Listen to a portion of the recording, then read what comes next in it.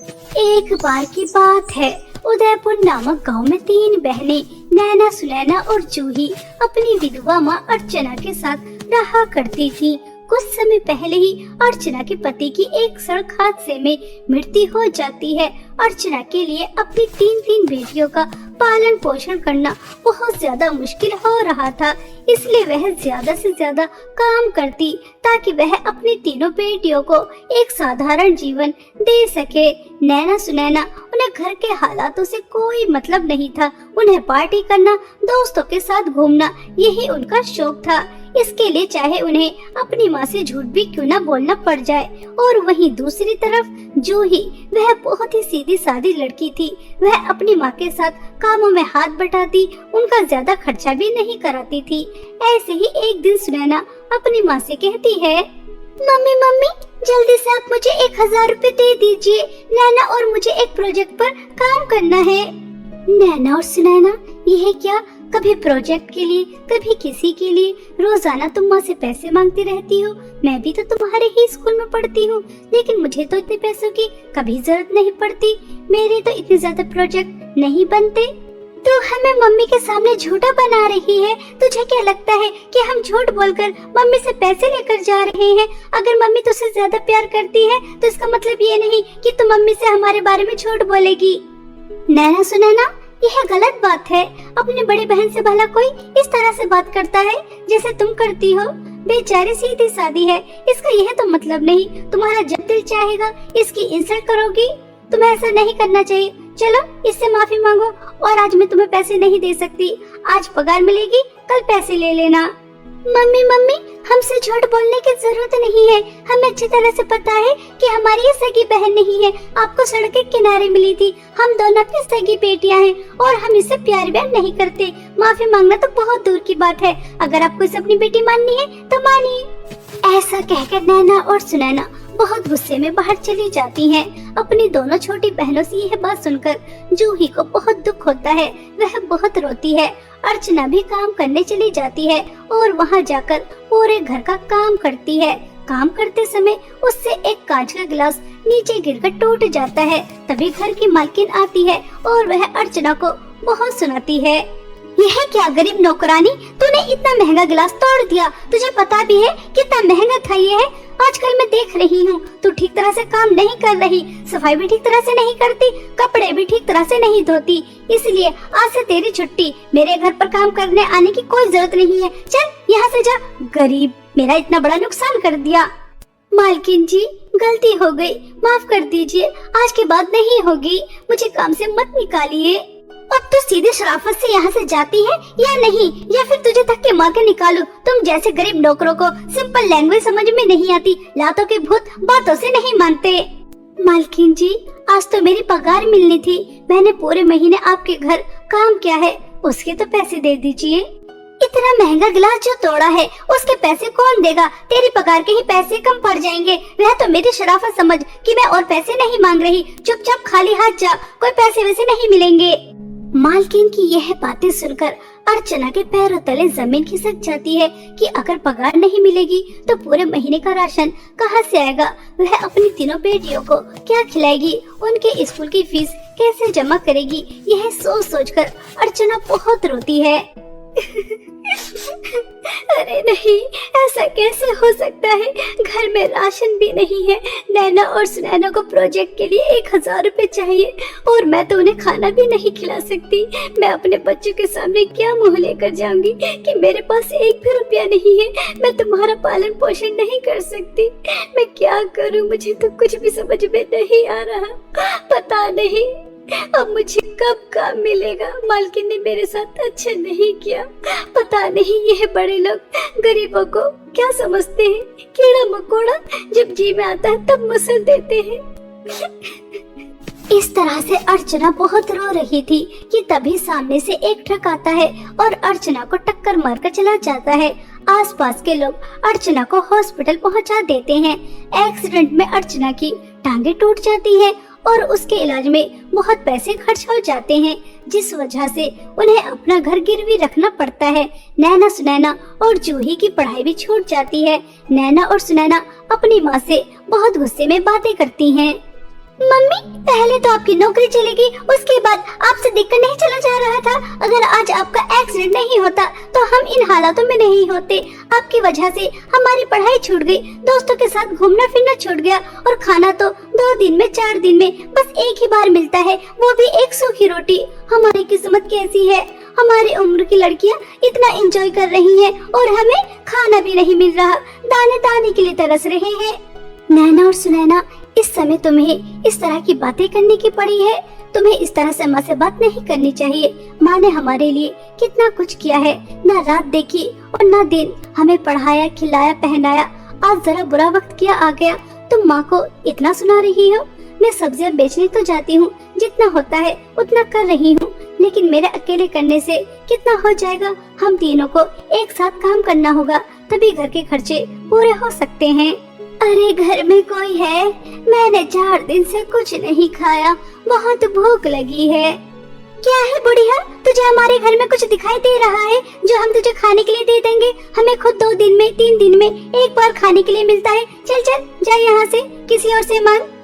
अम्मा जी, यह छोटी है, नादान है, इसकी बातों का बुरा मत मानना। यह लीजिए मेरे हिस्से की एक रोटी, इसे खा लीजिए, अगर इससे आपका पेट भर जाता है तो। वह बूढ़ी औरत जूही के हिस्से की रोटी लेकर वहाँ से चली जाती है। अगले दिन तीनों बहनें काम ढूंढने के लिए निकल जाती हैं।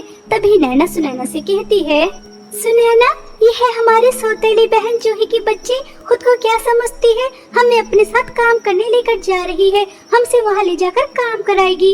यार, जब हमारे दोस्तों को पता चलेगा कि हम काम कर रहे हैं तो हमारी कितनी ज्यादा इंसल्ट होगी।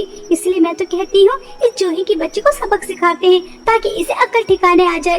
वैसे भी हमारी सौतेली बहन है, इससे हमेशा हमेशा के लिए पीछा भी छूट जाएगा। ऐसा सोचकर दोनों बहनें बहुत खुश हो रही थी और बेचारी जूही इन सब बातों से बेखबर कि उसकी बहन उसके साथ क्या करने वाली है। कुछ दूर चलने के बाद नैना और सुनैना को कुछ जंगली जानवर नजर आते हैं, तो दोनों बहनें उसे उनके सामने फेंक देती हैं और वहां से भागकर आ जाती हैं। जूही बहुत मुश्किल से उन जानवरों से अपनी जान बचाकर वहां से आ जाती है। जूही को जिंदा देखकर दोनों बहन बहुत गुस्सा करती हैं और काम की तलाश में कुछ दूर और चलती हैं, तो उन्हें एक बहुत अद्भुत चीज नजर आती है, और वो थी 3 नदी।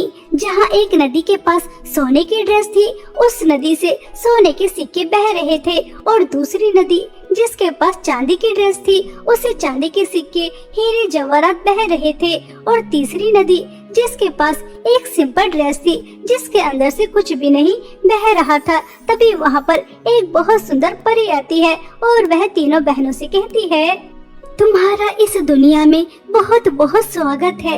यह मेरी जादू ड्रेस की 3 नदियाँ हैं और तुम यहाँ से इतनी आसानी से नहीं जा सकती। क्या तुमने बाहर बोर्ड लिखा पढ़ा नहीं था कि यह परियों की दुनिया है और यहाँ पर इंसान आता अपनी मर्जी से है और जाता हमारी मर्जी से है। तुम्हारे सामने मेरी ड्रेस की जादुई 3 नदियाँ हैं। सोने की नदी की ड्रेस पहनकर तुम्हें बहुत सारे सोने के सिक्के मिलेंगे और चांदी की ड्रेस पहनकर तुम्हें बहुत सारे चांदी के सिक्के, हीरे जवाहरात मिलेंगे, और तीसरी नदी की सिंपल ड्रेस पहनकर तुम अपनी माँ के पास वापस जा सकती हो। अब तुम्हारे हाथ में है कि तुम अपनी माँ के पास वापस जाना चाहती हो या फिर धन दौलत हासिल करके यहाँ पर अपना जीवन व्यतीत करना चाहती हो। मुझे नहीं जाना अपनी बीमार माँ के पास, और वैसे भी वहाँ जाकर गरीबी में मैं क्या करूँगी। मैं तो सोने की ड्रेस पहनकर बहुत सारी धन दौलत लेकर अपनी ऐश की जिंदगी बिताऊंगी।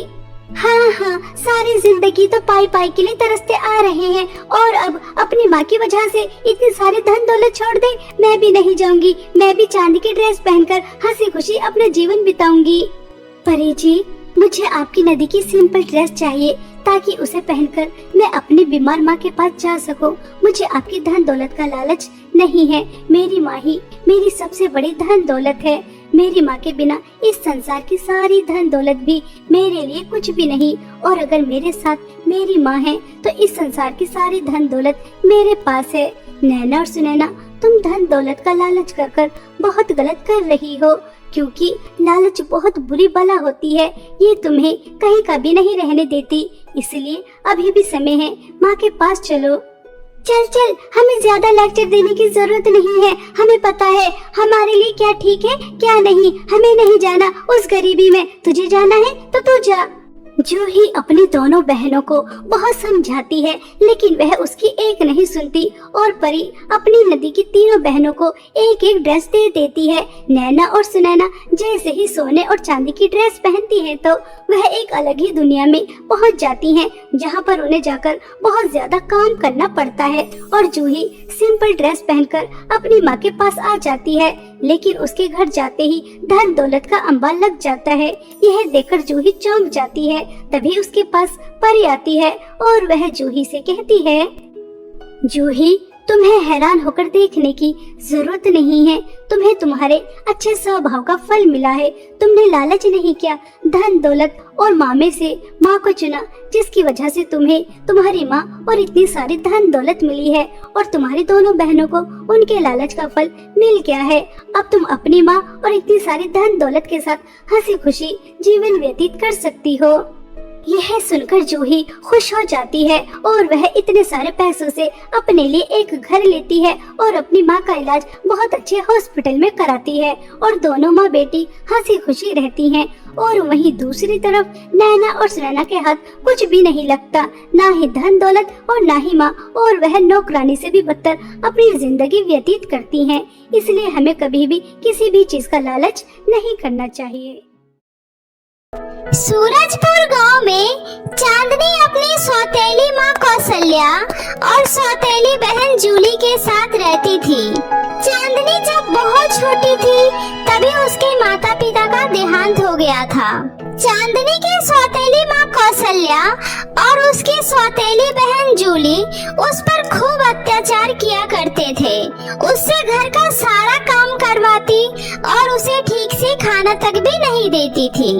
कौशल्या को सोने चांदी के गहने पहनने का बहुत ही शौक था। एक दिन कौशल्या की पड़ोसन सुषमा उसके घर आई। अरे ये देखो कौशल्या, मेरा नौलखा सोने का हार आज ही मेरे पति दुबई से लेकर आए हैं। सोची तुम्हें दिखा दूं, अच्छा है ना? अरे छोड़ो, तुम्हें क्या पता होगा इसके बारे में। अब तुम्हारे पति ने कहा तुम्हें ये सब दिया होगा। वो क्या है ना कि सबकी किस्मत मेरी जैसी थोड़ी ना होती है। अच्छा, अब मैं चलती हूँ। इतना बोलकर सुषमा वहाँ से चली जाती है, लेकिन सुषमा की कही हुई बातें कौशल्या को सुई की तरह चुभ जाती है। अरे समझते क्या है खुद को? पति ने एक हार क्या लाकर दे दिया? महारानी हवा में उड़ने लगी। अरे मेरे पास इससे भी महंगे महंगे पुश्तैनी गहने रखे हैं। ये गरीब लोग होते ही ऐसे हैं, चार पैसे आते ही हवा में उड़ने लगते हैं। मैं भी किसी से कम नहीं हूँ। मैं भी उसे अपने गहने दिखाऊंगी और फिर पूछूंगी किसके पास ज्यादा गहने हैं। आईवरी, अरे मेरी प्यारी माँ, ये अकेले में किससे बातें कर रही हो? कुछ नहीं। वो चांदनी कहाँ है? मुझे क्या पता, होगी किचन में। चांदनी, चांदनी कहाँ मर गई? जी माँ, आपने मुझे बुलाया? वो मैं किचन में रोटी बना रही थी। ठीक है, वो सब छोड़ और जा। मेरे ये सारे पुश्तैनी गहने हैं, इसे संभाल कर अच्छे से नदी से साफ करके ले आ। रखे रखे धूल जम गई है। और सुन, अच्छे से चमका कर लाना, समझ गई? ठीक है माँ। अब खरी खरी मेरा मुंह देखेगी या जाएगी? जा अब देखती हूँ सुषमा कैसे मेरी बराबरी करती है। इधर चांदनी सारे गहने लेकर नदी में धो रही होती है, तभी गलती से सारे गहने उसके हाथ से छूटकर नदी में बह जाते हैं। हे भगवान, ये मुझसे क्या हो गया? अब मैं माँ को क्या जवाब दूंगी? गहने कहाँ चले गए? अरे कोई पकड़ो इसे। अरे मेरी फूटी किस्मत, अब तो माँ मुझे मार डालेगी। हे भगवान, मैं क्या करूँ? चांदनी वही नदी के किनारे बैठकर रो रही होती है। रोते रोते उसे बहुत देर हो जाता है। फिर वो दुखी मन से डरते डरते घर आ जाती है। मनहूस, कहाँ थी अब तक? लगता है मार खाए तुझे बहुत दिन हो गए हैं, इसलिए तेरा घर के कामों में मन नहीं लग रहा। सुबह से घर का सारा काम वैसे ही पड़ा हुआ है, कौन करेगा? तेरी मरी हुई माँ या तेरा बाप? अभी कर देती हूँ माँ।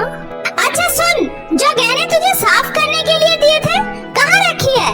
ला दे, मुझे पहनना है।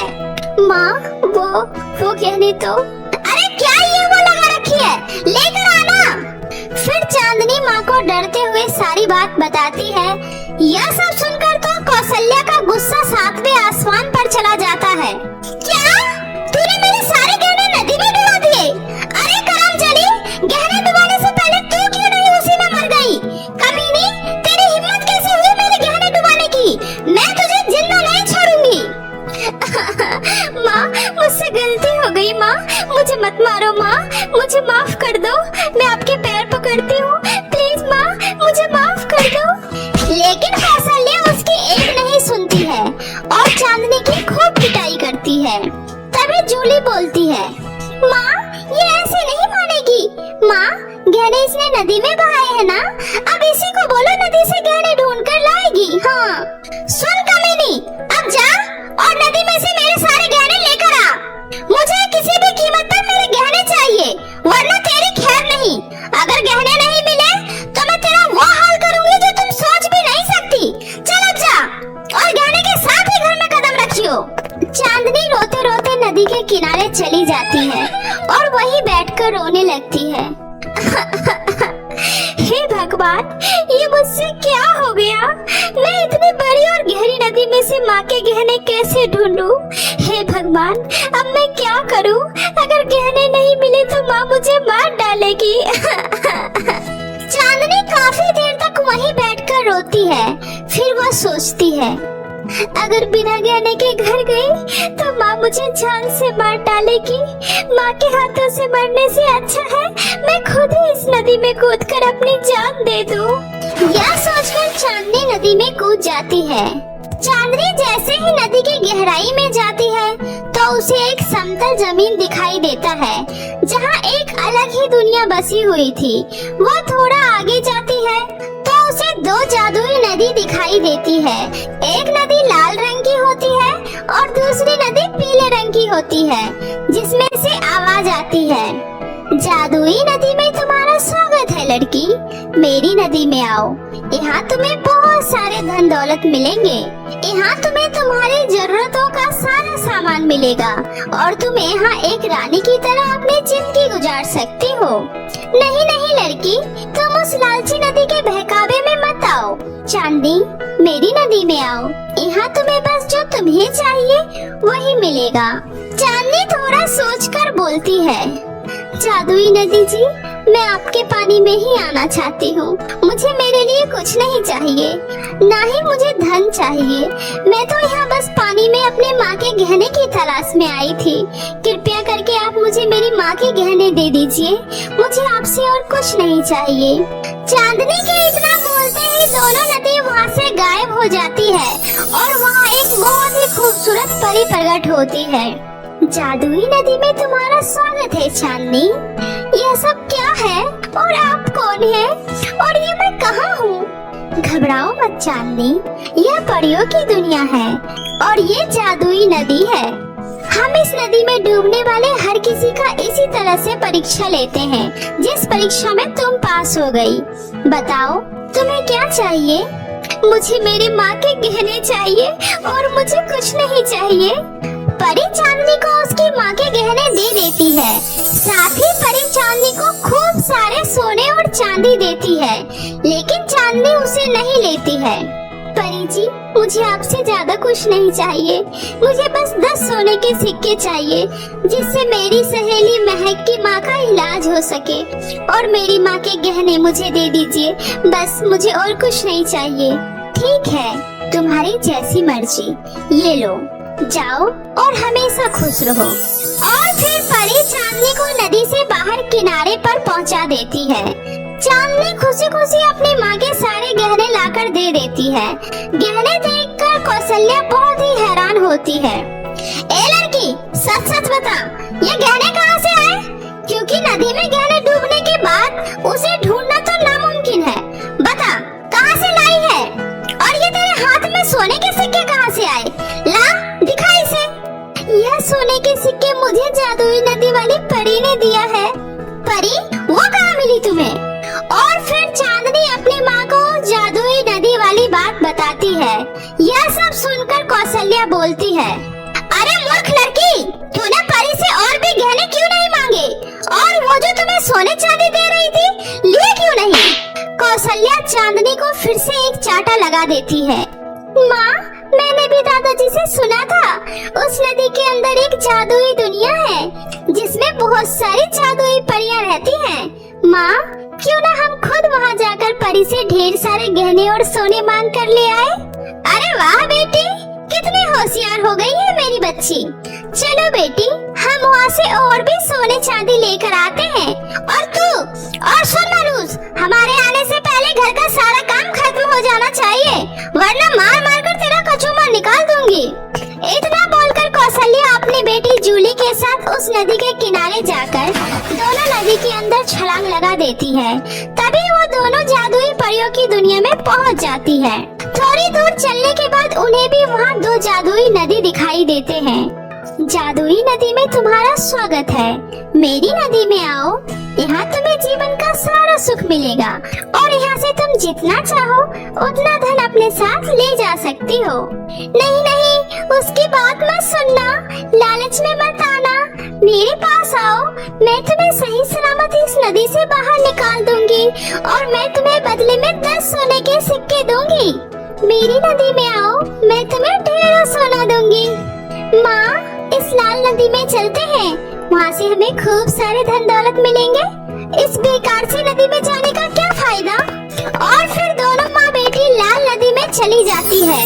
तभी वहाँ एक खतरनाक चुड़ैल आ जाती है और बोलती है, लालची औरत, अब तुम हमेशा के लिए मेरी गुलाम बन गई हो और इस लालची जादुई लाल नदी में कैद हो गई हो।